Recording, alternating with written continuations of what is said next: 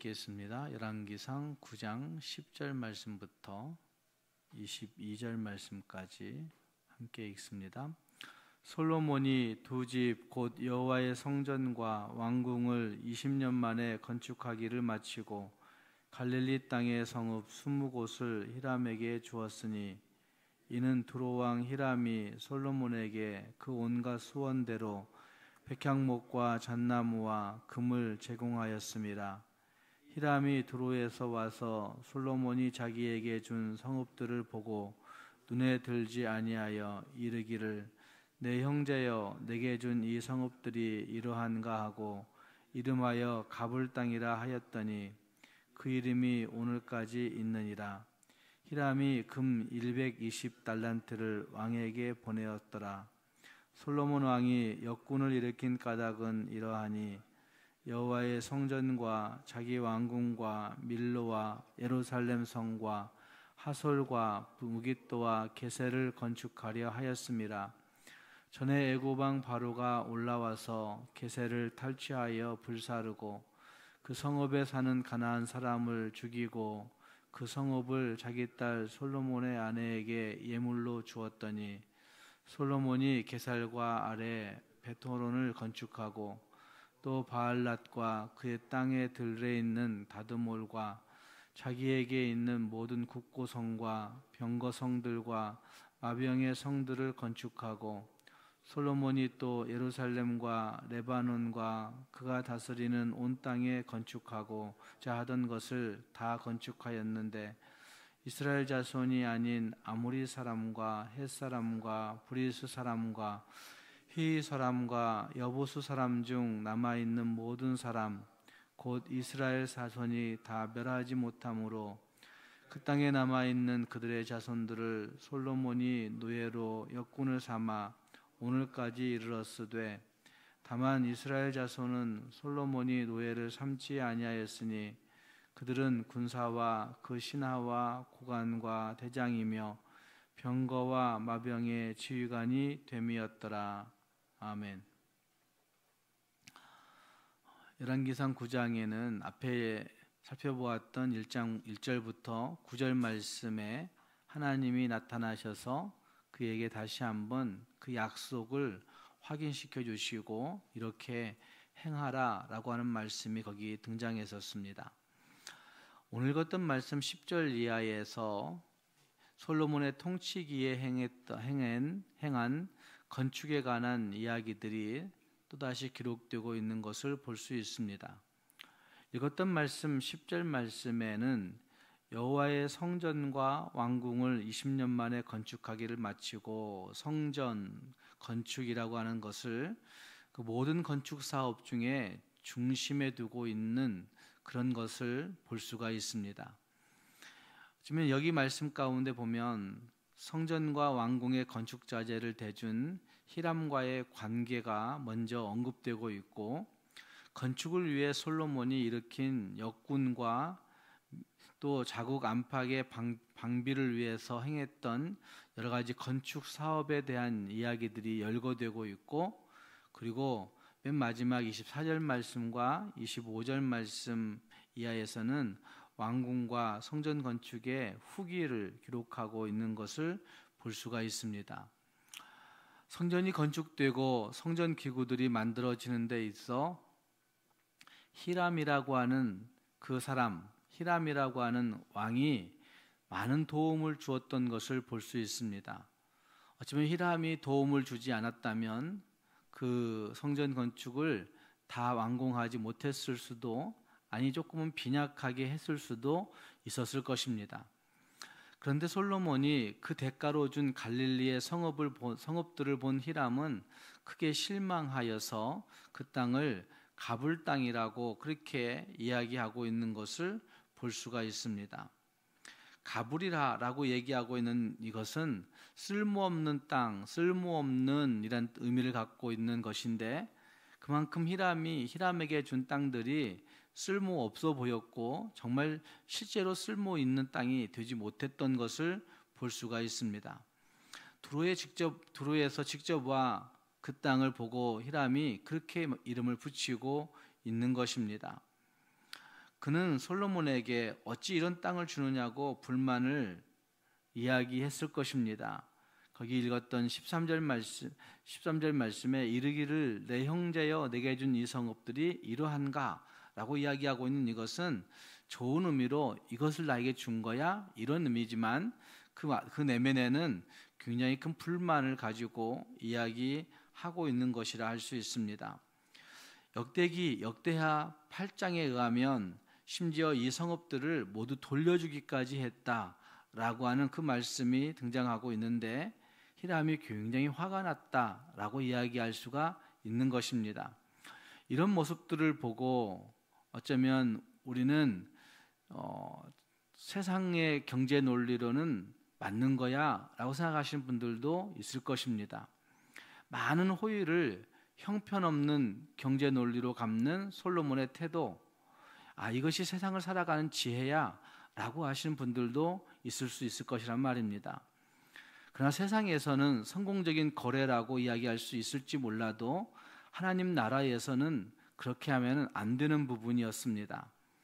불공정한 거래로 형제의 마음을 상하게 하는 것, 이것은 성경의 죄악이라고 이야기하고 있습니다.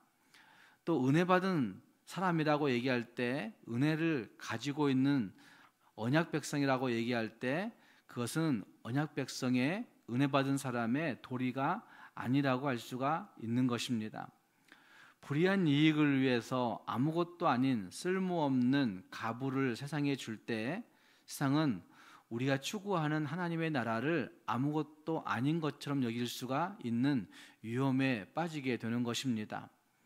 어쩌면 아무것도 아닌 것을 세상 앞에 내놓을 때, 쓸모없는 것들을 세상 앞에 그럴듯하게 주게 될 때 세상은 우리가 믿고 있는 하나님을 쓸모없는 분으로, 아무것도 아닌 분으로 여길 수 있게 된다는 말입니다.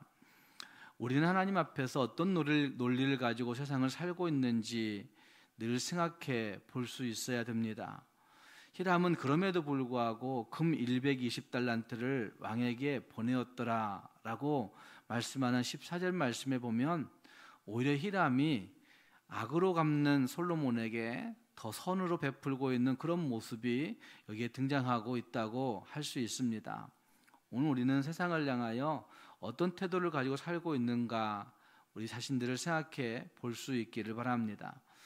그리고 15절 말씀부터 23절 말씀까지에는 솔로몬이 건축을 위해서 일으킨 여러 역군들과 또 그 땅의 여러 가지 건축에 행한 일들을 쭉 열거하고 있는 것을 볼 수가 있습니다. 끊이지 않는 건축을 하고 있는 솔로몬의 모습이 있습니다. 성전과 통일왕국의 왕궁을 짓는 일에 20년의 시간을 많은 백성들을 동원해서 씁니다. 그리고 솔로몬이 지배하는 동안 나라 전역은 계속해서 오늘 읽은 말씀에 등장하고 있는 그 건축 현장들을 보면 계속해서 건축 공사가 끊이지 아니하는 공사판의 모습이 거기에 등장하고 있는 겁니다. 성전과 왕궁을 지키는 위성 성곽들을 짓고 곡식을 저장하는 국고성과 병거를 두고 마병들을 쉬게 하는 병거성들과 또 바로에게 잘 보이려고 그의 딸을 위해 밀로성도 건축하고 있습니다. 백성의 피로감이 얼마나 컸을지를 생각해 볼 수 있는, 짐작해 볼 수 있는 대목이라 할 수 있습니다. 나중에 그의 아들 르호보암에게 노역의 짐을 덜어달라고 원로들이 호소할 정도였다고 한 사실을 보면 솔로몬 왕의 시대에 너무나 많은 건축으로 백성들을 참 힘들게 했구나라는 사실을 볼 수가 있습니다. 애굽의 바로 밑에서 노역하였던 그 시절과 얼마나 달랐을까 하는 생각을 해볼 수가 있습니다. 어쩌면 솔로몬의 그 욕망의 야성을 쌓는 일에 백성들을 수없이 동원하는 그런 모습, 어쩌면 이것은 백성들에게 아픔을 주고 하나님의 나라를 망가뜨릴 수 있는 위험에 처해 있다 할 수가 있을 것입니다.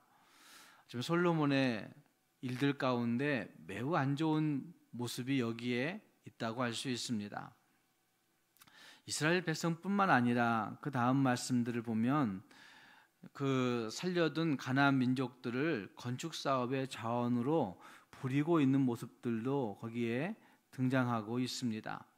죽이라는 하나님의 명령을 어기길 잘했다 생각했을 것입니다. 그래, 이런 때 사용할 수 있었겠다라고 이야기할 수 있을 것입니다.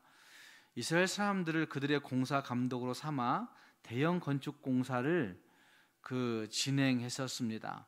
이것을 지혜로운 행정력이라고 그렇게 솔로몬은 생각했을 것입니다. 근데 바로의 지배 아래서 강제 노동에 시달리던 잔악한 시절로 돌아가는 그런 모습이 거기에 있었을 것입니다. 솔로몬이 앞으로 어떻게 변할지 장담할 수 없는 그런 대목이 여기 성전 건축, 왕궁 건축 이후에 나타나고 있는 그 여러 가지 건축에서 부여내고 있습니다. 어쩌면 솔로몬이 이렇게 강한데도 불구하고 하나님의 눈치를 살피는 왕이 될 수 있었을까? 이런 생각이 여기에서 들게 되는 것입니다. 그래서 솔로몬은 하나님의 눈치를 살피지 아니하는 그런 왕으로, 자기 마음대로 행하는 그런 왕으로 마지막이 되어지고 있는 것입니다. 하나님의 뜻을 이루는 것도 매우 중요하다 할 수 있을 것입니다. 그러나 그것을 이루는 과정도 더욱 중요하기 때문에 하나님의 역사가 되게 하기 위해서는 그 과정 안에서 가장 선한 모습을 가지고 행하는 우리가 되어야 된다 하는 사실을 솔로몬의 그 뒷부분의 모습은 우리에게 말해주고 있습니다. 오늘 우리는 하나님 앞에 어떤 모습으로 서고 있는지 우리 자신들을 다시 한번 돌아볼 수 있기를 바랍니다. 하나님이 기뻐하시는 삶의 태도와 은혜를 가지고 살아갈 수 있는 우리의 모습, 우리의 마음을 지킬 뿐만 아니라 그 마음이 태도로 드러나게 될 때 하나님이 기뻐하시는 태도를 가지고 잘 살아내서 많은 사람들에게 하나님을 나타낼 수 있는, 하나님의 존귀함을 드러낼 수 있는 우리 모두가 될 수 있기를 주님의 이름으로 축복합니다. 기도하겠습니다. 말씀을 생각하시면서 같이 기도할 수 있기를 바랍니다. 은혜 받은 언약 백성으로 삶을 어떻게 살아가야 할까의 고민은 우리가 평생 가지고 있어야 되는 고민이라 할 수가 있을 겁니다. 하나님, 정말 내가 추구하고 살아가는 삶의 모습 때문에 히람이 쓸모없는 땅을 주었다고 이야기하는 그 모습처럼 세상이 우리에게 하나님을 쓸모없는 분으로, 아무것도 아닌 분으로 여기게 되는 행동이 된다면, 태도가 된다면 그건 매우 잘못된 것일 겁니다.